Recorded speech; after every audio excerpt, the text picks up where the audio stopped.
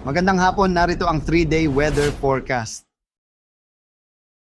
Kung ang Zambales within the next 24 hours, posibleng umabot sa hanggang 100 millimeters ang dami ng mga pag-ulan. Simula naman hapon hanggang sa Thursday ng hapon, ito yung mga lugar na posibleng magkaroon din ng 50 to 100 millimeters na dami ng mga pag-ulan. Dahil po yan sa habagat, asahan po dito sa May La Union, Benguet, Pangasinan, Zambales, and Bataan ng paminsa-minsang malalakas na mga pag-ulan po na maaari pa rin magdulot ng mga flash floods or landslides. At dito rin, posibleng itaas po yung ating mga heavy rainfall warnings and rainfall advisories. Hindi natin nirule out na aakyat pa yung ating warnings kanina na yellow rainfall warning sa May Zambales and Bataan into orange and possibly red rainfall warning the moment na may mabuong weather disturbance sa may silangan po ng Luzon. Then pagsapit po ng Thursday afternoon hanggang Friday afternoon, kapansin-pansin na mas dumami yung mga lugar po sa Luzon na magkakaroon ng malakas na mga pag-ulan, and at the same time, posibleng mas tumaas pa yung level ng ulan in a 24-hour period. Hanggang 200 millimeters po over Zambales and Occidental Mindoro. So tumataas pa rin po ang tsansa ng mga red and orange rainfall warnings natin at posibleng nga mag-cause nga ng malawakang mga pagbaha at pagguho ng lupa, especially sa May Zambales, given na nagkakaroon na ng mga pag-ulan nito lately. Habang asahan naman yung 50 to 100 millimeters sa dami ng ulan simula po Thursday ng hapon. Sa May Ilocos Sur, La Union and Pangasinan, ganyan sa Abra, Benguet, Tarlac, Pampanga, and Bulacan. Maging dito rin po sa Metro Manila, ilabas na po yung ating mga payong at sombrero at kapote at possibly bota dun sa mga bahay na lugar.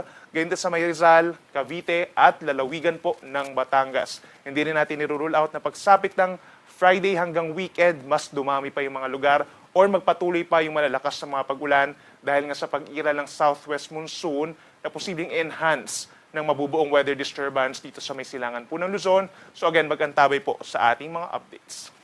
Para naman po sa lagay ng ating panahon pa, simula po sa Thursday, that's August 27, hanggang sa last weekend of the month of August. Asahan pa rin natin pagsapit ng Thursday, halos katulad ng weather conditions as the day of Wednesday. So asahan pa rin po malaking bahagi ng Northern and Central Luzon, Metro Manila, Calabarzon, and Mindoro provinces magiging maulap at sasamahan din po ng mga pag-ulan.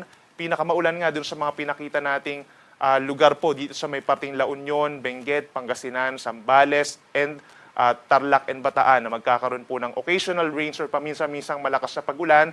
Metro Manila pagsapit ng Thursday, generally light to moderate rains. Pero pagsapit po ng Friday and Saturday, yung mga napansin natin na lugar na pagsapit po ng Thursday to Friday, magkakaroon nga ng mga significant rainfall o delikadong mga pag-uulan, ay posibleng magkaroon nga ng occasional rains, maaari tayong magtaas sa mga heavy rainfall warnings and rainfall advisories, kabilang na dyan ng Metro Manila. So please make sure po, sa araw ng Friday and Saturday, kung meron kayong mga lakad, i-consider po nyo yung magiging malakas na mga pag-ulan, yung ating mga outdoor activities, kung meron tayong mga special occasions po, please consider na magkaroon tayo ng shelter, or make sure na hindi tayo mababasa dahil aasahan po muli ang mga pag-ulan na paminsan-minsan ay malalakas. Habang yung mga nasa eastern side, gagaya po ng Cagayan Valley, dito sa may Nueva Ecija, sa may Aurora, Quezon, Bicol Region, Marinduque, Romblon, ito naman yung mga magkakaroon ng mga light to moderate rains sa araw po ng Friday and Saturday, ganyan din dito sa may central and southern portion of Palawan. Yan po ay dahil sa paglakas pa ng southwest monsoon.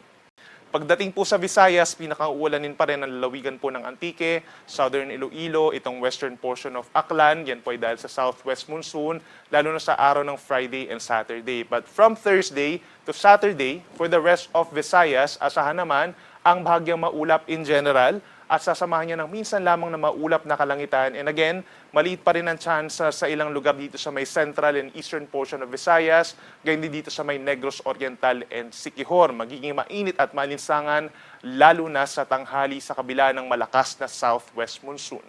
At sa ating mga kababayan po sa Mindanao, mas mananatili po ang mas tuyo po ang panahon dito. No? Pagsapit po ng Thursday hanggang sa Sabado, mas tuyo ang panahon kumpara dito sa may Luzon and Visayas. Magpapatuloy ang mainit at maalinsangan na panahon at posibleng umabot sa 35 degrees ang maximum temperature dito sa may Cagayan de Oro City, ganyan din sa may General Santos and Cotabato. Yan ay dahil hindi pa rin po nakakaabot dito yung southwest monsoon. And again, maliit lamang na mga lugar ang magkakaroon ng mga pag-ulan o yung mga isolated rain showers or thunderstorms dahil mangingibabaw pa rin po ang partly cloudy skies to partly sunny skies umaga hanggang hapon.